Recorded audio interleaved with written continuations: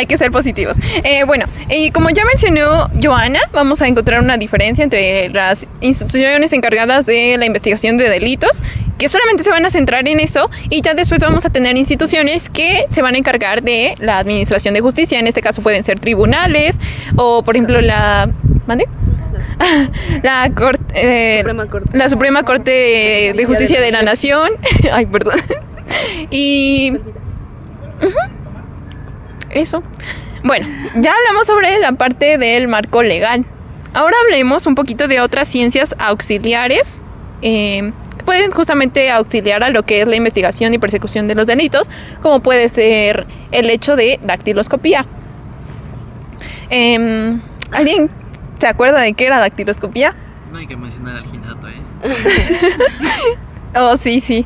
Hemos realizado... ¿Alguien les quiere contar de lo que hemos realizado en la clase de dacti? ¿No? Nadie. Todos tienen traumas de Vietnam. Dactiloscopía significa hola demonio. Bueno, aquí los estudiantes de criminología hemos sufrido un poquito con esa clase. La dactiloscopía es básicamente la ciencia que se encarga de la identificación de las personas a través de los dibujos producidos por las crestas papilares. ¿Qué son las crestas papilares? Reina quería hablar. Reina quería... Reina, sóplanos. Ella de que yo. Es que Reina quería hablar. Bueno, las crestas papilares pues son como bordes sobresalientes en la dermis, que son estos como dibujitos que podemos ver en nuestra mano. Y pues, como ya no mencionó Madi, sirven para la identificación de personas. Si se dan cuenta, si han visto sus dedos, pueden notar que tenemos como un triangulito, o puedes que no tengas triangulito. Eso significa que cuentas con una presilla interna, presilla externa, con un verticilo. Y en caso de no contar con ese como triangulito que es en punto idéntico, significa que cuentas con un arco. Y esto nos sirve para identificar a las personas, porque todos tenemos huellas distintas. De hecho, no mencionan los principios, que son los de perennidad, inmutabilidad y diversidad. En principio que no estoy hablando es en de diversidad, que significa que todas las huellas son distintas. En de perennidad es que tenemos nuestras huellas dactilares desde que estamos desde que estamos fetos. Bueno, perdóname, Reina, pero una pregunta. ¿Alguien se acuerda a las cuántas semanas se empiezan a generar nuestras huellas dactilares? ¿No era los 6 meses? No, es en semanas. ¿A la tercera? 6 meses, 6 semanas. Sí, es a las 6 semanas. Es un dato random, pero ahora ya lo tienen. A las 6 semanas empiezan justamente la generación de nuestras huellas dactilares. Y como menciona Reina, pues sí, las tenemos desde el nacimiento. Ahora sí, continúa. Perdóname, Reina. Y ya solo faltaría mencionar en principio de inmutabilidad, que significa que pues aunque tengamos un desgaste, nuestras huellas van a volver a surgir, al menos que pues ya tengas una amputación de tu dedo o que tu herida pase en la epidermis. Que pase en la epidermis, que ya es la segunda capa, y pues ya no tendría regeneración. Ajá. Con cortes muy profundos es como se pueden llegar a dar alteraciones.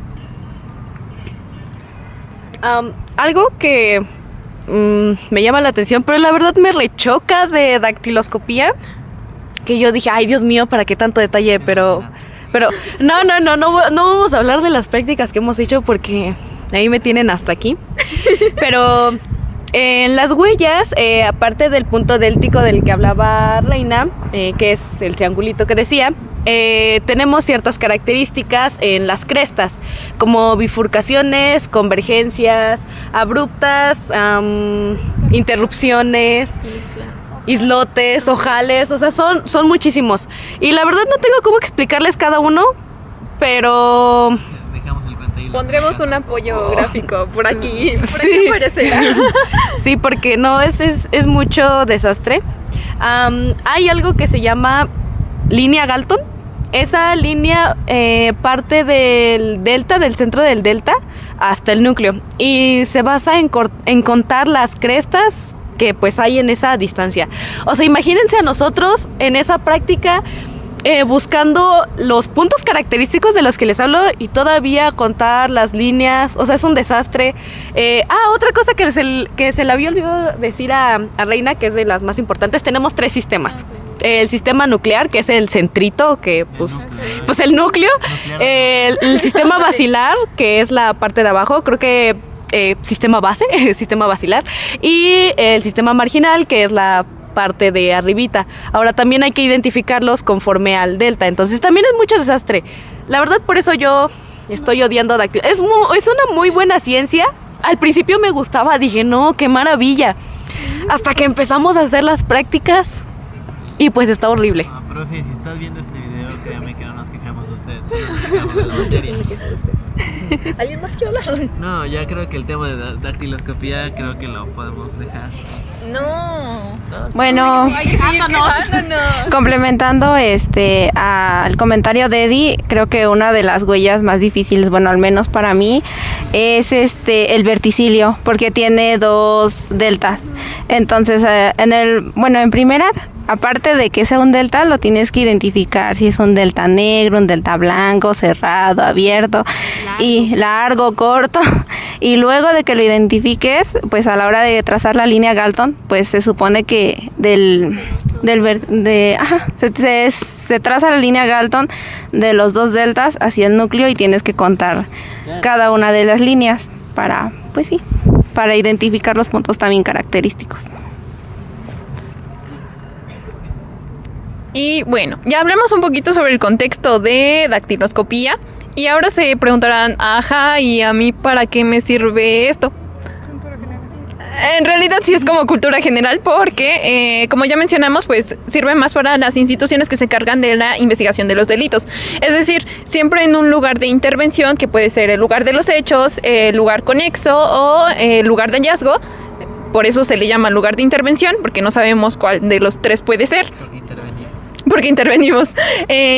Se va a hacer un análisis dactiloscópico para ver si podemos encontrar impresiones, pues que en su inicio son de tipo latentes, porque están ahí, pero no las vemos.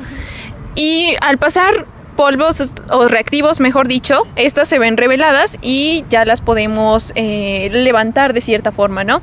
Entonces, en este contexto, nosotros que estamos hablando del robo en transporte público, no hay que perder de vista que existe la posibilidad de que en caso de que quizás la persona que llegara a cometer esta conducta de realizar el robo en el transporte público podría dejar alguna huella latente por ahí. Entonces sí, no hay que descartar esa posibilidad. Solamente por eso hacemos mención de lo que es dactiloscopía. ¿Explicamos qué es una huella latente? Sí, ya lo creo. Bueno, pero ¿tú quieres? No, sí, lo explicaste, ¿no? Ajá, ¿sí? ¿Qué? No. Bueno. Hay 3 tipos de huellas. La natural. ¿Es natural? Natural, artificial y latente. La natural, pues es la que tenemos. La artificial es aquella que va con tinta, la que pues impresionan. Y ¿sí está bien dicho? Sí. Y la latente de la que habla Madi es la que se deja a través del sudor, por la grasita que tenemos. Creo que sí me di a explicar, creo que sí se entiende, sí, ¿no? Sí. Eso es, nada más para aclarar. Sí, también vamos a tener otras clasificaciones. Por ejemplo, dependiendo, está el manual de criminalística 2, ahí podemos encontrar también que nos menciona que están lo que son las positivas y las negativas. Las positivas van a ser todas aquellas que se pueden visualizar, es decir, que por ejemplo tienen tinta o que están realizadas con tejido hemático. En este caso el tejido hemático es la sangre. Y las negativas van a ser todas aquellas que están impresas pero en superficies que son blandas, como puede ser plastilina o jabón. Las indubitadas y dubitadas. Ajá. Bueno, también están las indubitadas y las dubitadas. Esto nada más igual es para rápido. Las dubitadas son aquellas de las que se tiene duda, o sea que no sabemos de quién son. Y las indubitadas pues son de las que ya sabemos de quiénes son. Creo que ya, ¿no? Por dactiloscopía ya es todo, ¿no? Una mini clase rápida de dactiloscopía. Nos encantaría sacar la brocha y polvo. El polvo. Ay, no, ni lo digas. Ni para limpiar. Y recuerden que la brocha es pequeña, no van a querer sacar una brocha de vamos a celar porque no un rodillo. Ándale, para agilizar el procedimiento. Ajá, de revelado de huellas. Llegan con su brocha. Con la escoba. O una escoba también, un rodillo de esos que venden en la Comex. O los que usa tu mamá para limpiar. ¿Han visto esos como plumeros? Sí. Yo creo que funcionaría. Bueno, ¿qué otro tema podemos abordar? De Toxi creo que ya no terminamos de abordar bien en la parte 1 del podcast. Entonces podríamos hablarles sobre toxicología, pero más a profundidad, ¿no?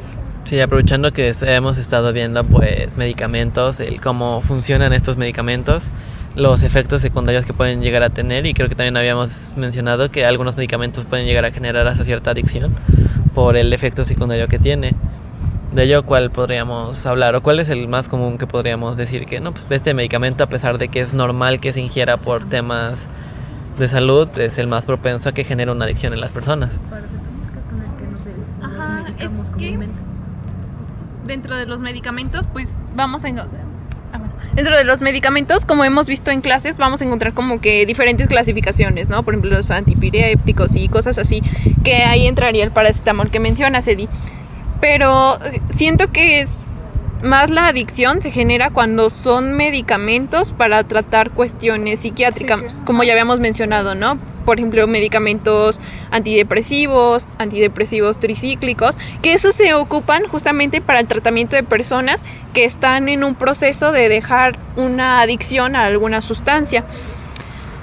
Cuando una persona deja de consumir sustancias, empieza con un síndrome de abstinencia que le puede causar ansiedad o depresión, por lo que se utilizan antidepresivos tricíclicos para justamente combatir o disminuir esos síntomas. Pero cuando una persona normal que no está llevando un tratamiento para este síndrome de abstinencia empieza a consumir antidepresivos, siempre se va recetando de manera gradual. Y también cuando ya es suficiente se van quitando de manera gradual, justamente por el hecho de que se vuelven pues muy adictivos a la persona. Es decir, su cerebro como que se acostumbra a estar en ese estado constante, ya sea de aumento de dopamina o regulación de dopamina. Y pues ya. Pero también pues podemos observar, bueno, en ese caso entonces no sé si podrían abordar más sobre... ¿Y eso que tiene que ver con el robo del transporte público? Pero es que no precisamente, pero al final de cuentas creo que también es muy importante, como criminólogos, es importante pues prevenir, ¿no? O sea, no solo es, si ya pasó la conducta, pues ya hay que resolverla, sino también el prevenir en la cuestión que pues hemos estado hablando en clase de toxicología, ¿no? El hecho de cómo la gente a veces toma los medicamentos solo por tomar. O sea, tú crees que tienes tos y te tomas lo que encuentres en tu casa, ¿no? Que pues obviamente puede generar una resistencia a los medicamentos, que en el momento en el que realmente te enfermes, el medicamento ni siquiera te va a hacer efecto. El hecho de empezar a tener pues efectos secundarios como náuseas, vómitos, incluso hay medicamentos que por lo potentes que son podrían llegar hasta el coma, que creo que es un tema que también es importante hablar, ¿no? Ajá, de cultura general. De cultura general. Entender que las sustancias no siempre van a ser ilegales y que van a haber legales como los medicamentos y que van a influir en que las personas conduzcan actos delictivos. Y sobre todo un consejo que hay que darles es no se automediquen por nada en el mundo. Si sienten que tienen tos y buscan en Google y resulta que es cáncer, no le crean. Solo vayan al doctor y pues chéquense de verdad. Sí, yo en algún momento por experiencia igual me dolía, no, creo que era la costilla, ¿no? Y resulta que nada más tenía como algo, ya pensaba que era cáncer, porque no, síntomas de cáncer. Y yo ahí con ganas de tomarme todo el botiquín de mi casa. Y no lo digo solo en ese plano. Hay gente que realmente puede tener algo y no se medica. Hay gente que no tiene nada, pero se medica por lo que encuentre. Es solo la cuestión, no es algo que tenga que ver con nuestro tema, pero es importante que se den cuenta. Bueno, sí tiene que ver, pero sobre todo es importante que tomen en cuenta el no automedicarse, puede dañar su salud, y sobre todo el hecho de que se mediquen con cosas que no, pues que generen resistencia a los medicamentos. Entonces cuando de verdad te enfermen, entonces pues no creo que quieran estar internados en el hospital por una simple tos. Bueno, y bueno, hablando de sustancias lícitas, tenemos el alcohol, que hablando de sustancias lícitas, tenemos el alcohol, que muchas personas por estar bajo efectos del alcohol cometen el robo, o por ya no tener dinero para solventar su adicción, cometen el robo pues en transporte público. igual con sustancias ilícitas como ciertas drogas. Igual las personas cometen actos delictivos. Pues ya, ¿Quieres hablar? eso no es todo. Les vamos a hacer un baile. No es cierto. Pues yo creo que también va encaminado a que, como sabemos, pues algunos medicamentos que tratan, pues sí, digámoslo, enfermedades, ¿qué sé? Hace Little Big. Bueno, enfermedades de la psique son muy costosos, ¿no?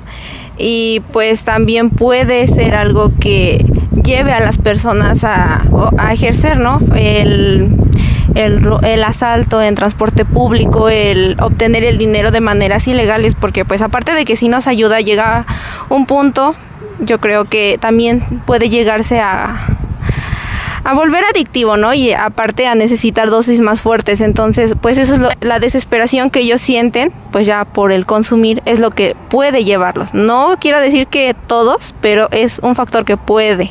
Entonces es por eso que se debe estudiar, debemos estudiar como criminólogos todos los aspectos también para poder clasificar el delito, porque no es lo mismo que sea doloso que culposo, ¿no? Y que ahí es un atenuante, ¿no? Sí. Porque es una condición médica lo que lo orilla, no es porque él en todos sus sentidos diga, pues voy a delinquir porque pues yo quiero, ¿no? O sea, es algo que lo llevó a. Y bueno, hablando de las sustancias lícitas o ilícitas, cuando una persona va así, bajo esos efectos en transporte público, no solo puede surgir en robo en transporte público, sino, como ya no había mencionado una persona a la que entrevistamos en videos anteriores, igual pueden surgir otros delitos como ese en acoso. Como no es en acoso o en abuso sexual. Bueno, en este sentido nada más explicar que muchas veces confundimos lo que es una violación con abuso sexual, y solamente aclarar que no es lo mismo. Una violación es justamente cuando ya existe una penetración, y el abuso sexual se puede dar de manera verbal o físico, pero no necesariamente con una penetración. Simplemente puede ser como, ya saben, un piropo, cosas así. O una nalgada, exacto, o que te toquen el muslo, o cosas así. Entonces, pues ya. De acuerdo con la forma en la que se le está hablando, tocando. Sí, claro, para cualquier tipo de violencia sexual, siempre la persona no da su consentimiento para ese tipo de actos. Entonces recuerden que cualquier forma que los toquen, si no los hace sentir cómodos, entonces es no. El no es no y se acabó. Exacto. Okay. Y pues ya, eso sería todo por... Sí, creo que ya es todo por ahora, porque si no, las clases, los exámenes nos comen. Espero pues les guste el podcast al momento en el que se suba. Pues creo que es hora de despedirnos con el podcast.